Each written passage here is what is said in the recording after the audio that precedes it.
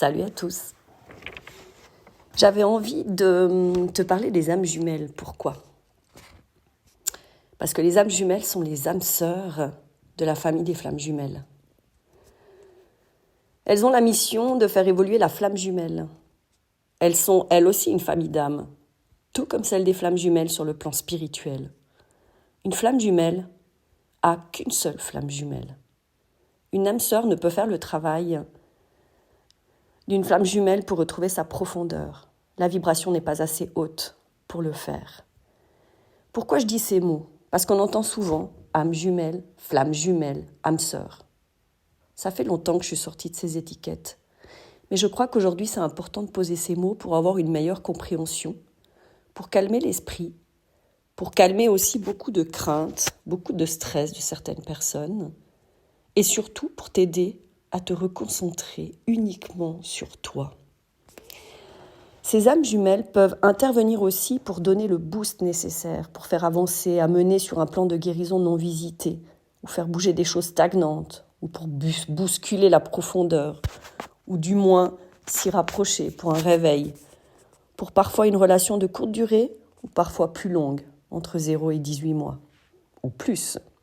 Souvent, on entend parler de tierces sur ce parcours. Elles sont dénigrées, alors qu'elles sont là pour faire avancer les flammes sur des plans qu'ils n'ont pas été visités ou pu aller visiter avec leurs flammes. Elles sont les boosters, les éveilleurs de l'ombre avec cette énergie plus calme.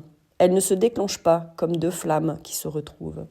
Ça peut toucher des espaces plus toxiques si nécessaire, également pour accéder parfois à l'ego résistant de certains, ou pour casser des fonctionnements dysfonctionnels en place depuis l'enfance. Même si l'un ou les deux vivent avec leur âme jumelle, la flamme en sera impactée, qu'elle le veuille ou non. Je me souviens d'un soin pour moi chez mon énergéticienne lorsque je me détachais petit à petit, recevoir sans rien demander, et là je te parle de 2022-2023, des messages des guides de mon autre directement, pour m'apaiser de ma nuit noire de l'âme et me tranquilliser sur mon parcours. Puis lors d'autres soins où je m'étais enfin priorisée, devoir être nettoyée dans mes énergies, d'une vie karmique de la, entre guillemets, copine de mon autre, alors que je ne savais pas qu'il avait quelqu'un et que je la connaissais ni d'Ève ni d'Adam. Je crois que ça a été la dernière fois que je suis allée en soins chez une thérapeute pour ne plus recevoir ce genre d'informations qui me mettaient au sol, en tout cas à l'époque. J'avais besoin de paix et de sérénité après cette nuit noire de l'âme, et en aucun cas de chaos encore, sans que je l'aille chercher délibérément. Même si ces choses sont nécessaires, c'est-à-dire ces chocs, c'est nécessaire à revenir dans ta profondeur, elles t'apprennent à stabiliser tes énergies, tes émotions, et surtout à ne plus être impacté intérieurement par des choses extérieures. Ces passages, pour ma part, m'ont appris à garder ma paix intérieure, peu importe ce qu'il se passait. Ce qui est nécessaire sur ton chemin d'évolution pour avancer. Te souviens-tu à quel point tu étais déclenché rien qu'au contact de ton autre ? Que tu sois en contact ou non, que tu saches ce qui se passe dans la matière ou non. Ce parcours est un mix entre la 3D et la 5D perpétuelle. Tu reçois les informations subtiles de n'importe quelle façon si tu dois le savoir pour ton réveil et retour à soi. Parfois, ça me fait sourire, parce qu'il y a des personnes qui croient que la 3D est uniquement la base qui existe. Comme pour dire, passe à autre chose, fais ci, fais ça, va te faire soigner, va voir quelqu'un de compétent, pour qu'on puisse te confirmer les choses, pour te dire que c'est faux. Mais je crois qu'il y a toute une dimension où certaines personnes n'ont pas la perception que sur ce parcours, c'est à la fois la 3D et la 5D en même temps. Au début du parcours, tu es comme persécuté par cette 5D. Tu as l'impression que l'énergie de l'autre est là constamment, tout le temps, sans que tu demandes quoi que ce soit. Tu te sens envahi dans ce truc. Mais c'est aussi ce qui te permet de descendre au fond pour pouvoir sortir de là, pour pouvoir te restabiliser et retrouver ta sérénité. Mais je crois que tant que tu n'es pas aligné dans ces deux plans, c'est-à-dire 3D, 5D, et que tu vas que dans un cheminement au niveau réalité terrestre, etc., Je crois que tu ne peux pas comprendre ce que ça veut dire de vivre entre la 3D et la 5D. Je parle d'une expérience que j'ai vécue, sur des mots qu'on m'a dit. Donc tu reçois justement ces informations subtiles de n'importe quelle façon si tu dois le savoir pour ton réveil et retour à toi. J'en ai fait l'expérience. Le seul moyen de te tranquilliser, c'est d'accepter que ce lien est présent, qu'il est indéfectible, certes, mais prends-le plutôt comme un lien d'élévation et non d'amour couple lambda. Tu comprendras plus facilement les choses et tu pourras voir plus profond ce qui se joue derrière la 3D et la réalité, cette face qui existe, certes, mais concentre-toi sur l'autre pan de réalité, celle qui te permet de voir en toi ce qui a besoin d'être vu.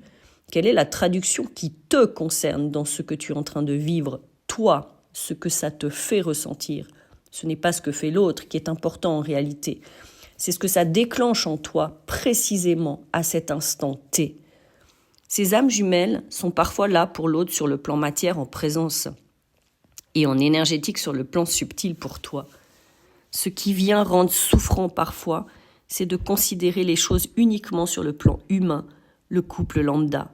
Non, un lien de flamme jumelle n'est pas un lien lambda. Ça ouvre des dimensions et des espaces jamais visités avant. Ton énergie, ta vibration de flamme jumelle est puissante. Ton aura est plus large. Tu as des capacités plus étendues.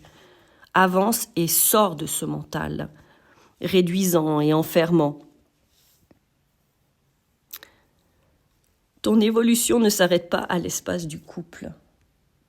En tout cas, cette évolution, pour moi, m'a permis d'améliorer les choses dans les soins, m'a permis d'aller voir d'autres dimensions, d'autres plans en même temps, de voir le soi du passé, le soi du présent, le soi du futur en même temps, de rallier ces espaces ensemble, de voir les vides, de voir les trous, mais des choses que j'aurais jamais vues avant.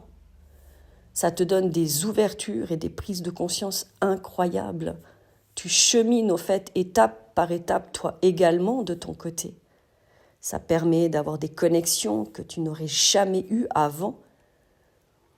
Et tu ouvres aussi des portes que tu n'avais même pas connaissance.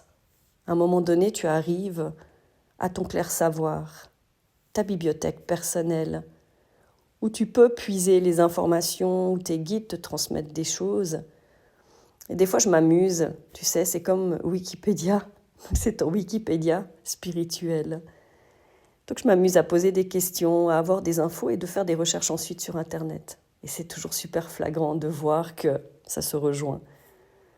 Prends-le comme un jeu, prends-le comme un lien qui te permet d'aller dans une évolution spirituelle. En tout cas, c'est ce que je fais depuis presque 2 ans maintenant. Et c'est quelque chose qui va t'enrichir. C'est quelque chose qui va t'amener beaucoup de paix. Et tu sais, quand il arrivera des choses où tu es rejeté encore, tu le prendras plus de la même façon. Parce que s'il y a des choses qui se passent, elles se passent pour le bien de chacun. Et c'est ça qui est important. C'est de retrouver ta paix, de retrouver ta sérénité. Et que tu puisses avancer sur un parcours beaucoup plus doux. Parce que revivre des passages comme tu as vécu, revivre une NNA comme tu as vécu, ce n'est plus possible. Ce n'est plus possible, tu as vécu déjà depuis l'enfance dans un environnement toxique, insécure. Tu as le droit de vivre une vie calme. Tu as le droit de vivre une vie remplie de douceur et de tendresse. Donc essaye d'ouvrir cette dimension et cette vision de ce lien sous un tout autre angle que simplement le couple et l'amour.